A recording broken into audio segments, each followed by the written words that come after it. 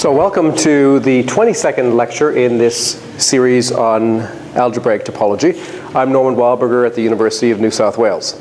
Today we're going to talk about knots and surfaces. So it's going to be the first of two lectures on this topic, and we're going to just introduce this very big and interesting theory called knot theory, which is properly a branch of algebraic topology. So what is a knot? Well, a knot is something like this, made up of a piece of string in three-dimensional space, which is tied together at the end to form a closed loop. Right?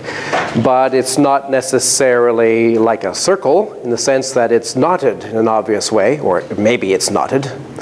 And what we want to do is we want to study these kinds of objects, but we want to study it from the algebraic topology point of view, which means that all the manipulations that I'm doing now, namely continuous motions, keep it the same. Right? So it's always the same knot. So this theory entered mathematics in the 19th century, and it was a physicist, perhaps, who introduced it first.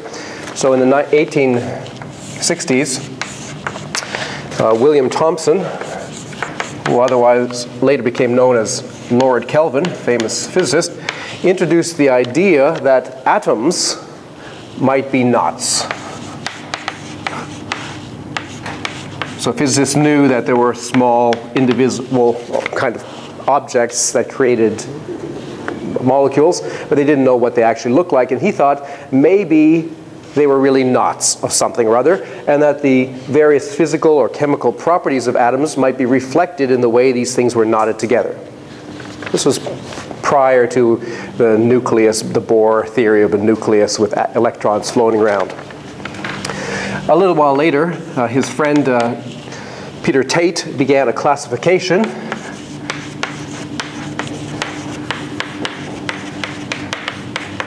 of relatively simple knots, ones that can be represented in the plane with 10 or few crossings. And he was helped by this by C.N. Little, and used work of the Reverend Thomas Kirkman on curves. So let's have a look at some of the knots on Tate's list, which was around the beginning of the 19th century. Beginning of the 20th century, it was more or less completed. And so there are knots like this appearing. So the simplest knot is the unknot, which is simply a circle. And then the next simplest knot is a trefoil. And the trefoil comes in two different kinds. One is the mirror image of the other. So this one here is a trefoil knot. And this one here is also a trefoil knot. It's the kind of simplest knot that you can teach a child to make. But they're mirror images of each other. And if you start fiddling around with this one, trying to make it look exactly like this, you find that it's hard to do, or in fact, it's impossible to do. So you suspect that these two knots are actually different in some fundamental way, but maybe it's not so easy to prove that. Some other simple knots: the figure 8 knot, a pentafoil knot, a gingerbread man knot, a square knot. So it's sort of like two trefoils, one on top of the other in opposite directions. And they're roughly ordered in terms of the complexity. The complexity perhaps could be measured by the number of crossings. That's got 3 crossings. This one here has got 1, 2, 3, 4 crossings. This one here has 1, 2, 3, 4, 5, 6 crossings, and so on. So let's ask, well, how do we mathematically model what a knot actually is? It's not just the knot as a topological space that matters, because topologically all these knots are circles. They're all actually homeomorphic to a circle. What's interesting about a knot is how that circle embeds in the three-dimensional space. So how are we going to answer this question of what do we mean by a knot, or what is a knot? Well, one way is to try to discretize the problem and to think about a knot as a bunch of points in space connected by line segments. So we could make the kind of following picture.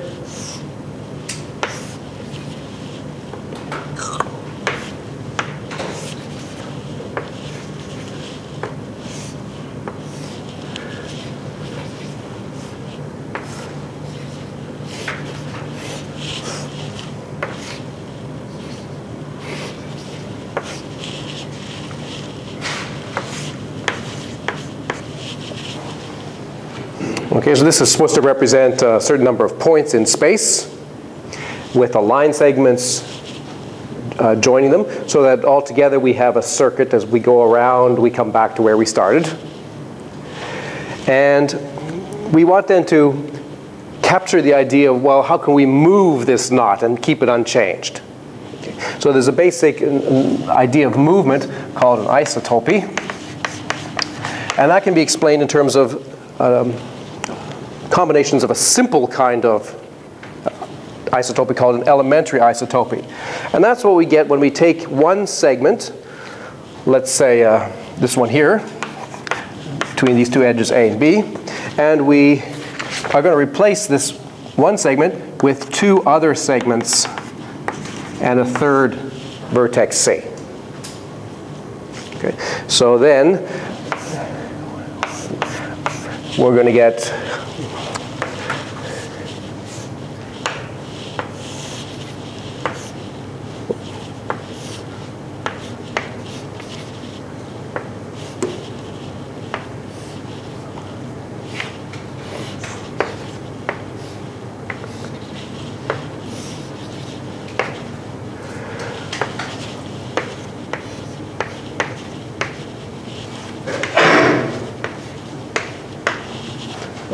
that went over, sorry. All right, so far it's much the same as it was before. Here are our vertices A and B. And now instead of having one vertex, one line segment joining A and B, we have two line segments with a new vertex. Now the requirement, of course, is that this new triangle that we've added on, that we've got to be able to move from here to here without crossing the knot. All right? So this triangle here had better be free of any of the rest of the diagram. And if we allow that, so here's where the former thing was. If we allow that kind of elementary isotopy,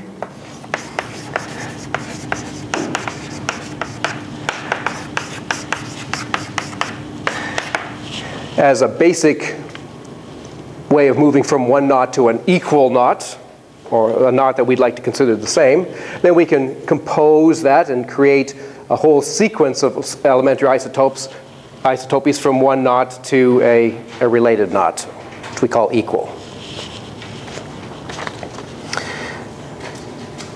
So a finite sequence of such things, finite sequence of elementary isotopies is just an isotopy of knots. And this is our notion of equality.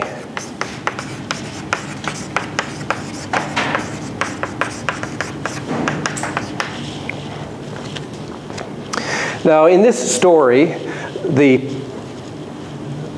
polygons that we start with have to have only a finite number of segments. Okay, so we are only considering finite number of line segments. So no so-called wild knots.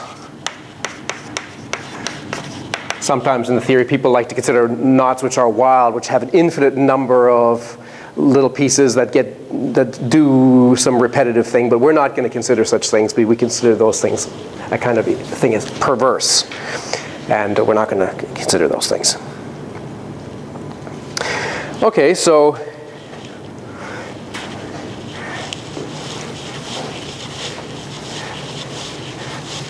Unfortunately, the physicists soon realized that as a model of the atom, this was inadequate.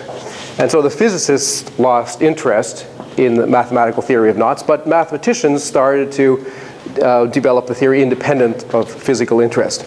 It's interesting that the circle has kind of closed now. In the last decade or two, knots have become very important in modern physics again, due to the connections with quantum field theories and with string theory. So there's been a really turning around, but for a long while it was only mathematicians pursuing the theory for its own intrinsic beauty. And one of the earliest important contributors was a German mathematician, Kurt Reidemeister,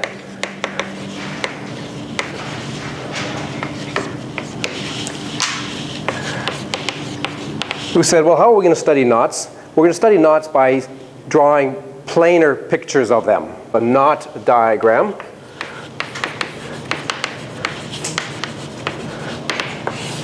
which is just a projection of a knot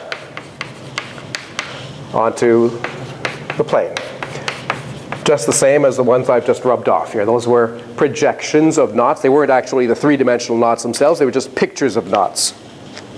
And a natural question that immediately strikes one when one thinks about the projection of a knot is, how do you tell whether two projections are the same?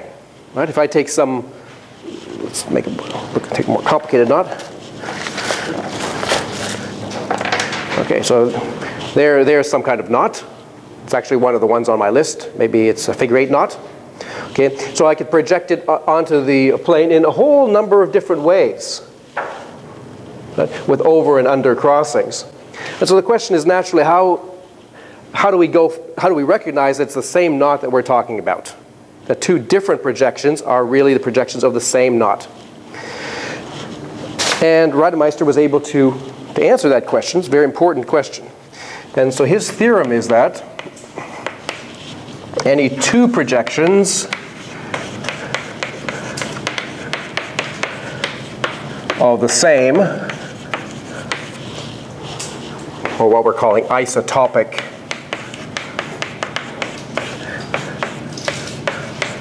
of the same or isotopic knot, are related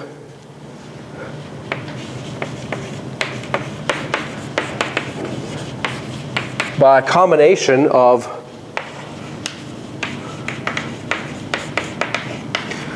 three relatively simple transformations of the planar diagram, which have since been called Reidemeister moves.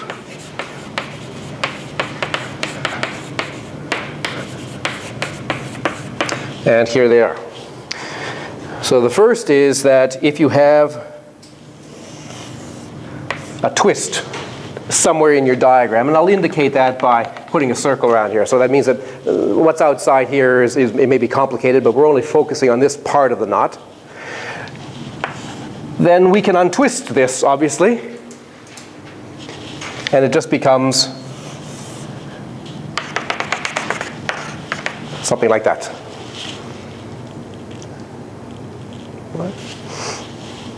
That's kind of an obvious one. Let's call that omega 1. That's the first Reidemeister move.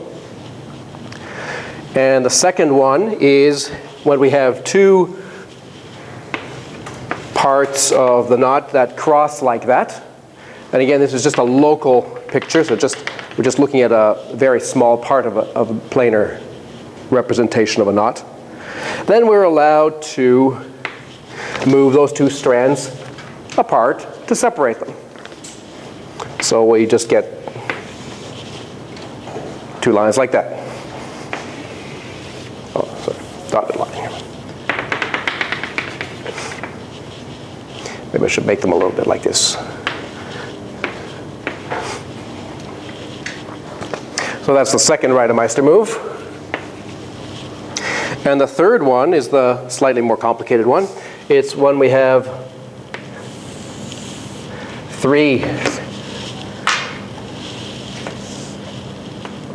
parts of our knot are crossing like that, crossing of two lines, and another strand lying on top of the crossing. And what we're allowed to do is we're allowed to move that top strand, which is right now above the crossing, across the crossing below it. So the crossing stays where it is, but now this thing here is now looking like this, and the crossing is as it was before.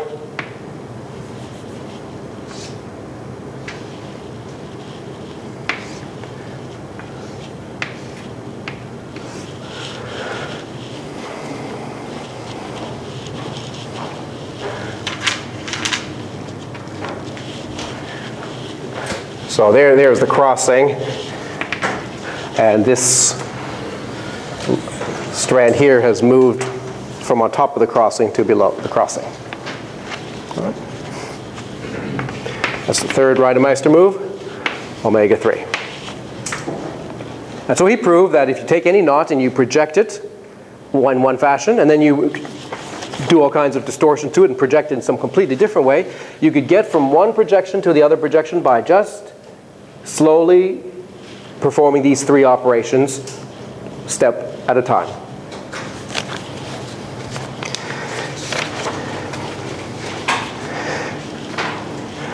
So this is quite a nice result, and it's tempting to think that now the obvious problem in the subject might be accessible. What is the obvious problem? The obvious problem is how to classify knots. How do you make a list of all the knots? So that's certainly one main problem. So main problem number one is how to classify knots.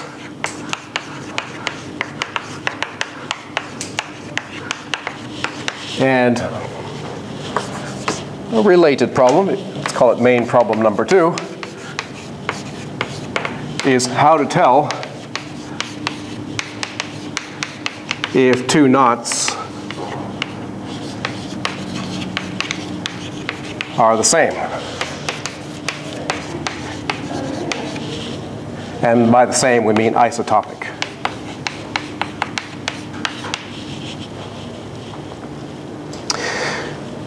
So Reidemeister's theorem tempts us to think, well, what we can do is we can take a planar representation of the knot, and we can simplify it. Why don't we just try to simplify it so that it has the minimal number of crossings? So whenever we can do this, we do it. Whenever we can do this, we do it. And when we can't do one of those, we'll try to do one of these. Okay, this is not increasing the number of crossings. And if we only go in this direction or in this direction, then the number of crossings will keep on decreasing, and eventually we'll have the simplest possible form, and we'll have a surefire way of getting a kind of canonical form for a knot. Unfortunately, this doesn't really work. And here's a problem that illustrates that. So problem 22. Knot theory gives us lots of chances for interesting problems here. So show that the following example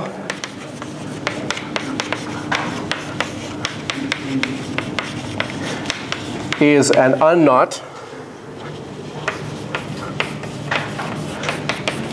by performing Reidemeister moves.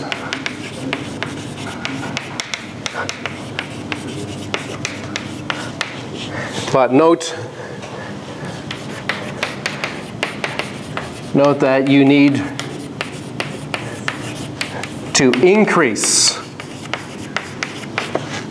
the number of crossings at some point.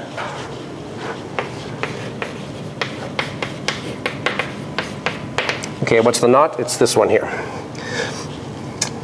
Okay, I think that's right. So I hope you can see where the overs and unders are.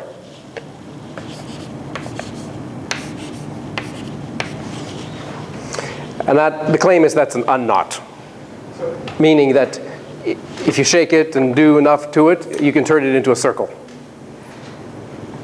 Do you want us to also show that, like, performing only the first two moves doesn't suffice to reach an unknot diagram? I don't want you to prove that, because that might be hard. I just want, in whatever method you use to go from this to an unknot, I want you to simply observe that at some point you've had to increase the number of You crossings. won't actually show in that way. Oh, there it is. Yeah. Sorry? You won't actually show. I just want you to sort of observe or note that you've had to increase the numbers.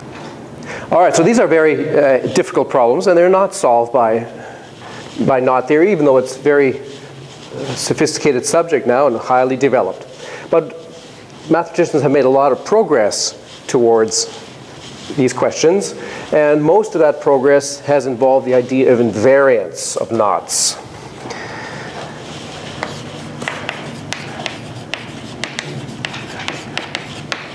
Okay, what is an invariant? An invariant is, the idea is to assign to a knot diagram a number,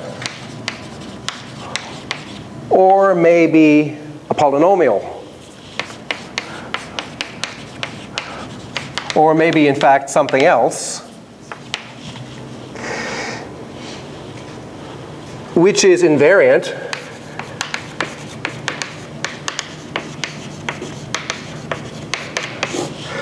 under each Reidemeister move.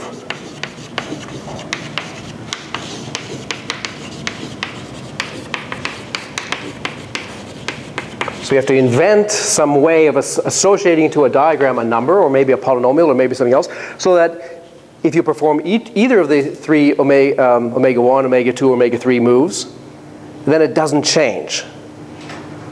Now if it doesn't change under those moves, it means that any planar representation of the same knot is going to have the same invariant. And that's going to be then a number that's intrinsically associated to the knot. And with the aid of such an invariant, then you can say that one knot is different from another knot, because the invariant for this knot might be 5 and the invariant for this knot might be 7. And so those knots have to be different if the invariants are different. So people have created a lot of invariants, but some of them are very attractive, but a little bit hard to compute. Question? I might be coming to it, but is that the same as saying two knots isotopic and have the same invariant? That's right. So it's the same thing that we're trying to associate a way of assigning numbers to knots so that isotopic knots have the same invariant. Right. So what are some examples? Well, the first invariant that people naturally thought about, and it's probably the first one you'd think about too, is the invariant that you get by drawing pictures of the knots and noting the number of crossings. The number of crossings in a picture is some kind of invariant. Well, you have to say that in the right way. It's the minimal number of crossings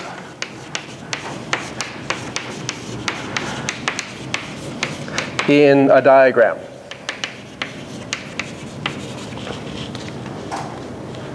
Almost by definition, that's an invariant, but the problem is that it's hard to compute.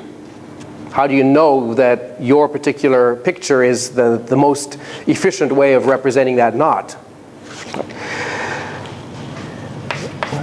Fortunately, in the 1980s, three prominent knot theorists, Kaufman, Murasugi, and Thistlethwaite, proved a lovely theorem that says that a reduced alternating diagram exhibits the minimal number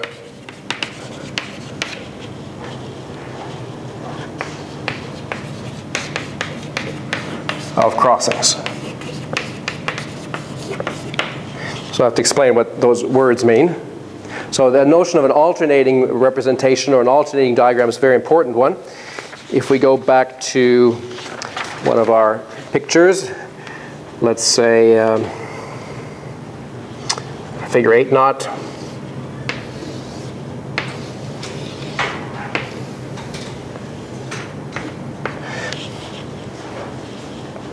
If we traverse this knot in some direction, we walk along it, and we record at each stage whether we're going under or over the other strand. Okay? So here we're going under the strand, And then here we're going over that next strand. And then here we're going under, and then here we're going over, and then under, and then over, and then under. Back to where we started. So the alternating means that the crossings alternate over, under, etc. And alternating representations of knots are particularly pleasant ones. This representation that we had over in this diagram was not an alternating representation, because here we went under and then we went under twice in a row. Okay. So that's alternating. What does reduced mean? Well, reduced means that you don't have a picture like this. Okay, the knot cannot be separated into two pieces where there's two strands that do this. Have you look at your picture and it looks like something complicated here and something complicated here with one twist there.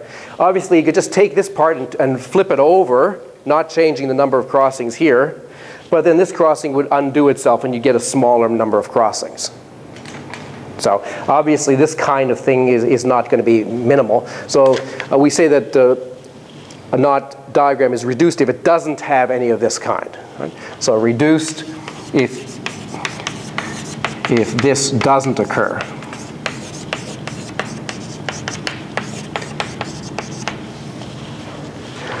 The trefoil, there's two of them. They both have the same. They're not isotopic, but they have the same. This same invariant. They have the same invariant, right? So for the trefoil, let's say this figure 8 knot, it's not too hard to see that this is reduced, right? And it's alternating. So the theorem says that the number of crossings here, 1, 2, 3, 4, that's actually an invariant of the knot.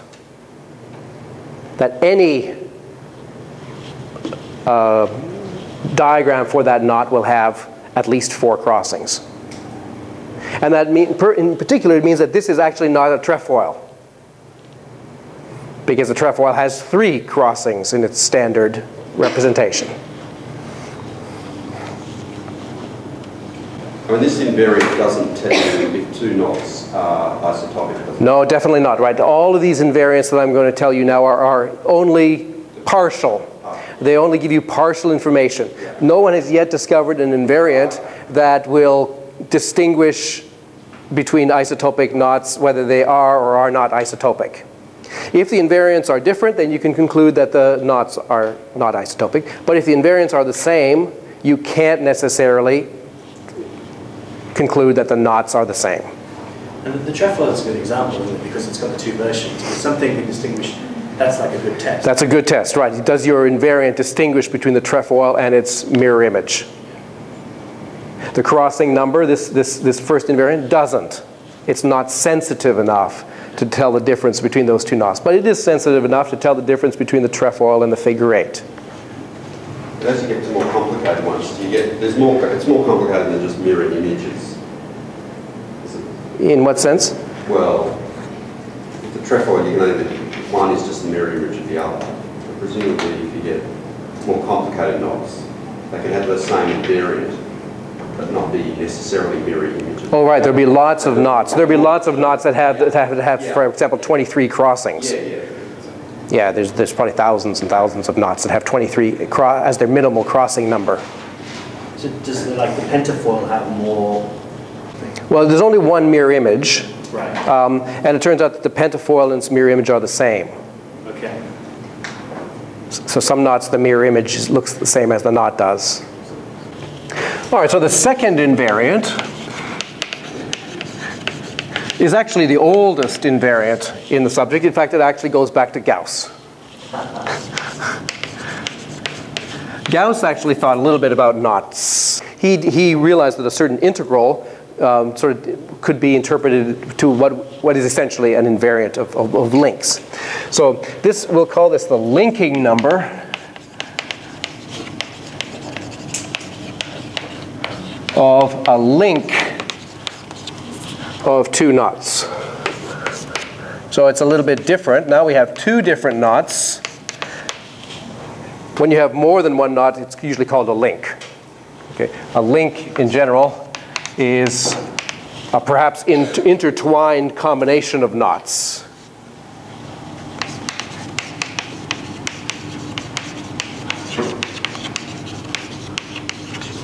So it's a more general object. And so now we suppose we have two knots forming a link. And what we do is, let's call one of them is red and the other one, say, is blue. We give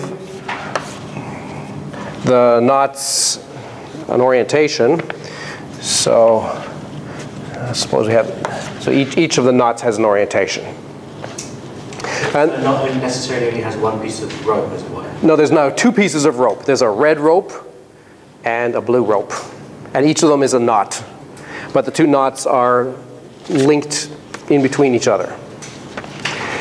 So this is part of the blue knot and this is part of the red knot. And the red knot is going in this direction and the blue knot is going under in this direction. And there's a crossing right here. Let's call this crossing P. And we're going to give a number to this particular configuration. We're going to call this sort of the positive crossing and assign it a +1. And if they do the opposite, so if the red one is in this direction, or maybe I'll put the red one here. If the red one goes over the blue one,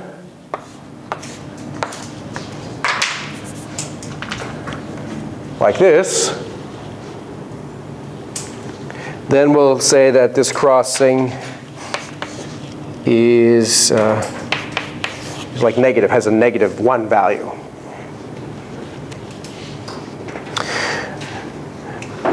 And so this, what we've just done is we defined the sign of the crossing.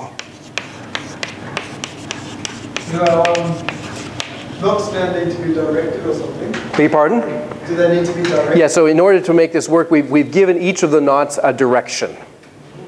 We've given each of the knots a direction. And then the link between our two knots, let's call the knot. This is just an arbitrary convention. We just agree that whenever we see the red going over to the right of the blue, we'll say that's plus. And whenever the red is going over, or whenever one is going over the other, it doesn't matter which one's on top, to the right, to the left, we'll call that negative. And then we define the link between the two knots to be the sum over all the crossings. Let's call all the crossings P, of just the sum of all the individual signs of the individual crossings. So for example, suppose that our two knots are like this. They're just circles.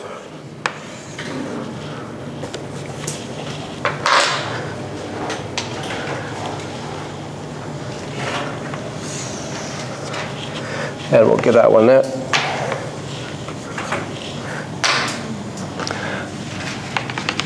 Okay, so there are two crossings here. Okay, so remember, if we go over to the right, that's given a +1. And if we go over to the left, that's a -1. So at this crossing here, we're crossing over to the right. That's a +1 at that crossing. And at this point, well, this one's going this way and this one's going this way. We're going over to the right again. So we're looking at the bottom one. The bottom one is this one. So if we're going along the bottom one, then the top one is crossing over us over in the right direction.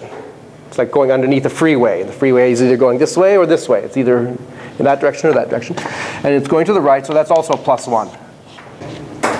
So there's two crossings there, and the link between these two then is 1 + 1, which is 2. All right, so here's problem number 23. Prove that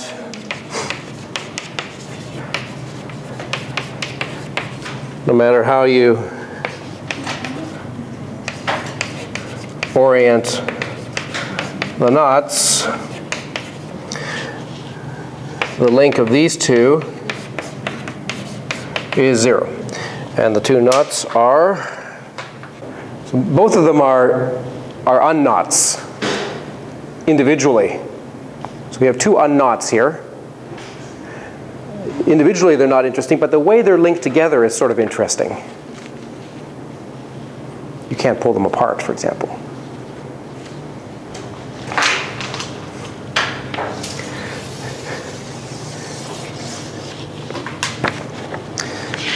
All right, so our next invariant, invariant number 3, is the Alexander-Conway polynomial.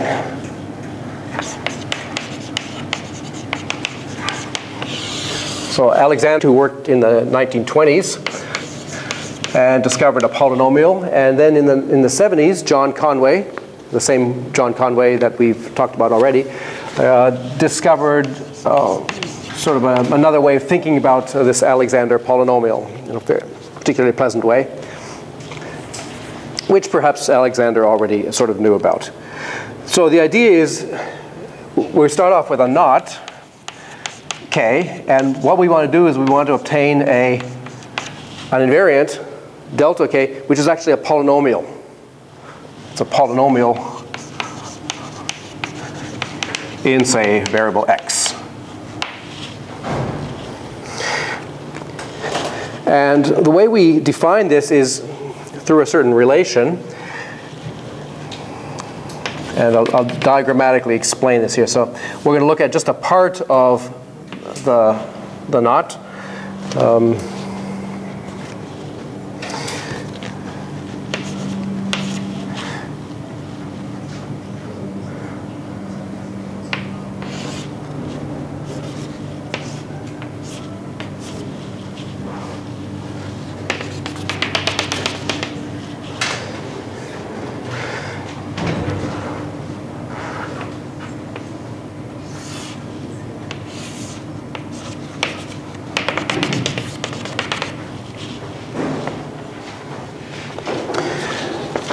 All right, so our knot, first of all, we give it a direction.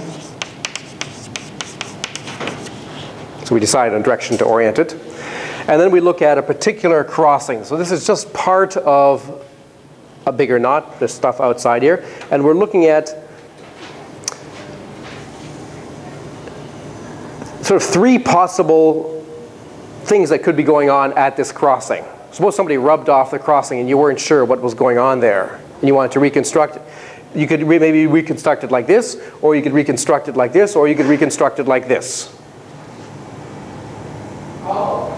And this invariant is designed to have the following 2 properties. That first of all, when you apply it to the unknot, which I'll represent by a circle like that, you get 1. So the Alexander-Conway polynomial evaluated at the unknot is by definition 1. And the second property relates to these 3 things here. Let's give these a name. Let's call this K plus and K minus and K 0. Okay. And so the second relation, I'll write it sort of symbolically like this, that this delta at K plus minus the delta at K minus equals x times the delta at K 0.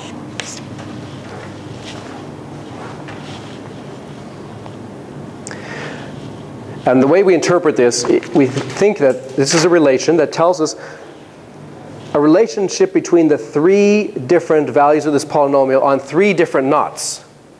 The first knot is where this crossing looks like this. The second knot is the one where the crossing looks like this, and the third one is where the crossing looks like this.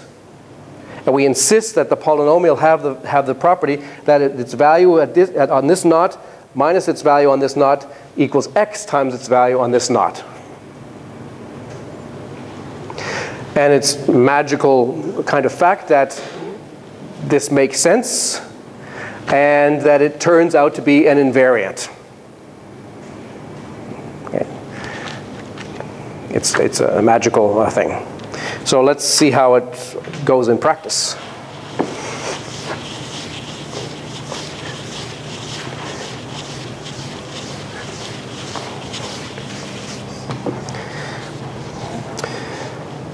So example 1.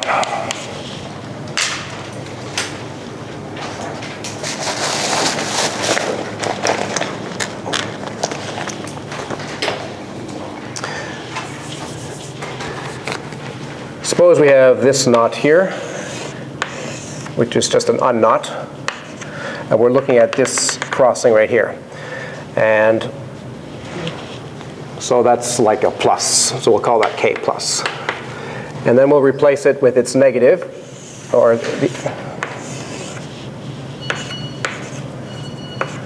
there's K minus. And if we replace the crossing with the 0 version, then we would just get 2 circles. So that would be K0.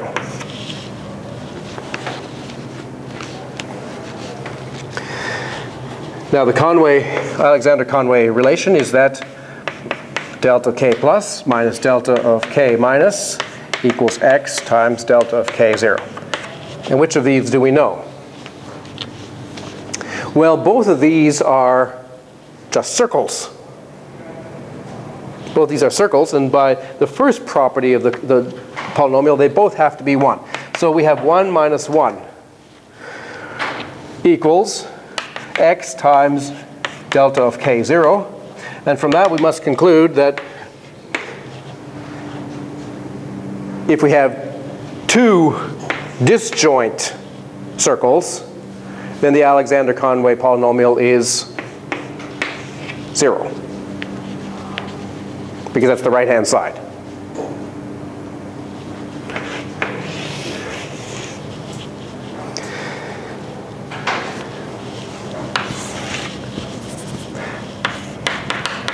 For our second example, let's look at what's called a Hopf link.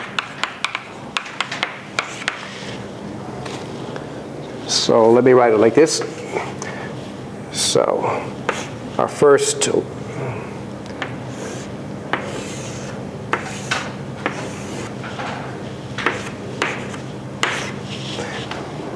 that might be, we're just talking about 2 circles which are linked. And we're looking at, we can choose any one of the 2 crossings and apply this reasoning. So let's just choose this top crossing right here. So if we replace that with going the other way around, we get, well, there'll be one like this, and then the other one will be now behind, like this. Still looking at this part of it right there.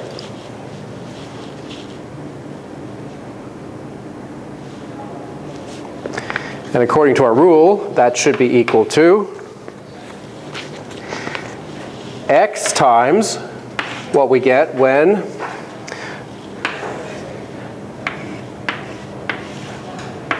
what happens when we replace this with 2 sort of parallel things? Well, then this part coming up goes up like that, and this part going up goes up like that. It looks like this.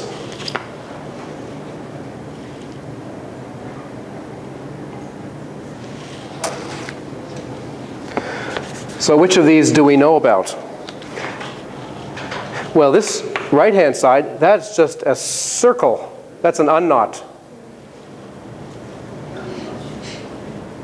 So it's, oh, sorry, this should be a polynomial here. Yeah. X times the Alexander-Conway polynomial of that object. So we're talking about X times 1, which is X. On the other hand, what about this one here? This is 2 circles, disjoint circles, not linked, which we've just calculated is 0. So this, the value here is 0. And so that we conclude that, therefore, our Hopf link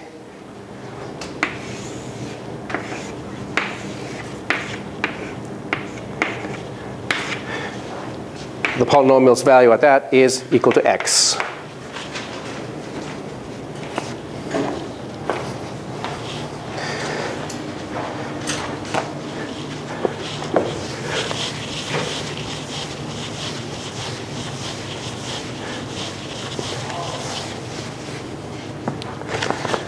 And I'll leave it to you as an exercise, not a problem, just to check that if you reverse the orientation of one of these circles, so if you have one circle still going like this, but now the other one going this way,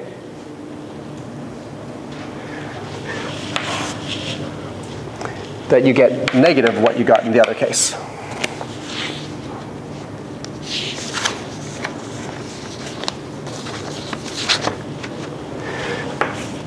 And now we can have a look at example, say 3, which is the trefoil.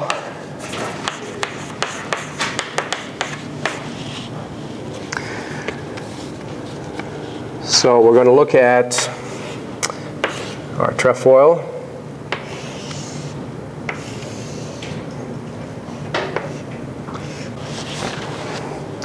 And let's look at one particular crossing in particular. This one right here. To give this thing an orientation, so let's make the thing go this way, and then this won't be in this way here.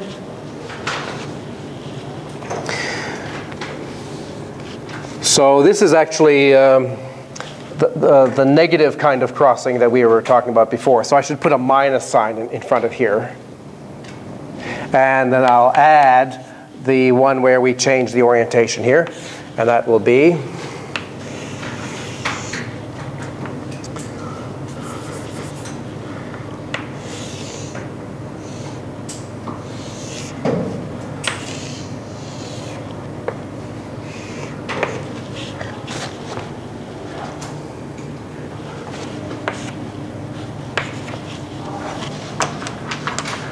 still just looking at that part there.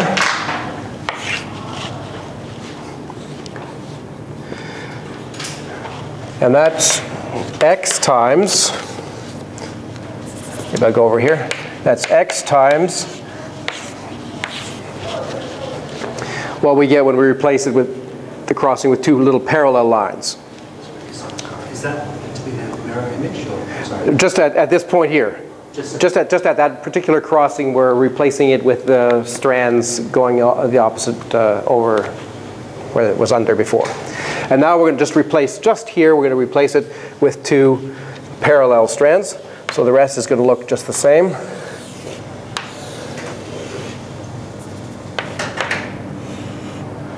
Okay, now it's parallel, so that's going to go up like that, and that's going to go up like that.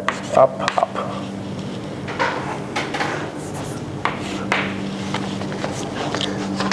And that's the point that we were looking at.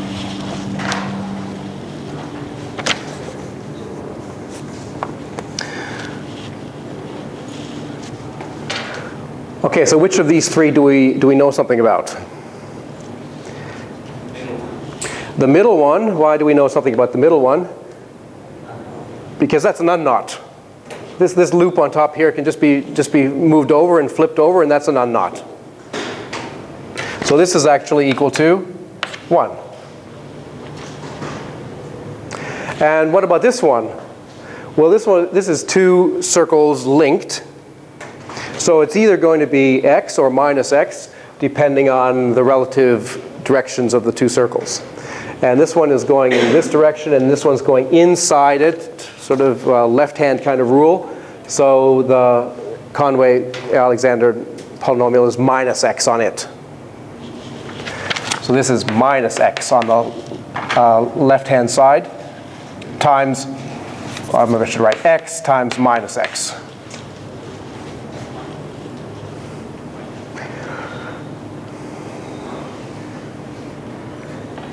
So if we solve for the trefoil, we get that the Conway-Alexander polynomial on the trefoil,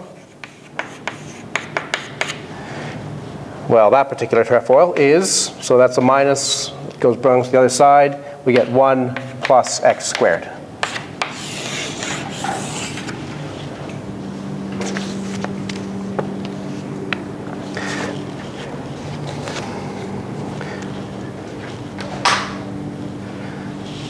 So problem 24. So A, show that if you take the trefoil's mirror image,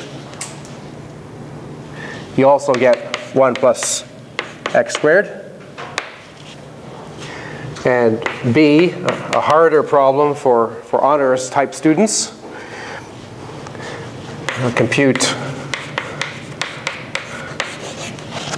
the Alexander-Conway polynomial on the figure 8 knot.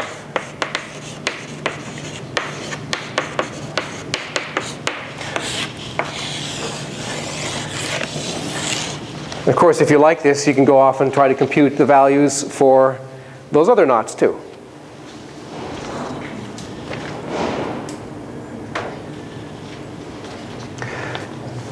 Okay, there's an extension of the Conway-Alexander polynomial called the Halmfly polynomial, which I'm not going to talk about, but you should just know that there is a slightly fancier version called the Halmfly polynomial, whose only difference is that it's determined by this relation.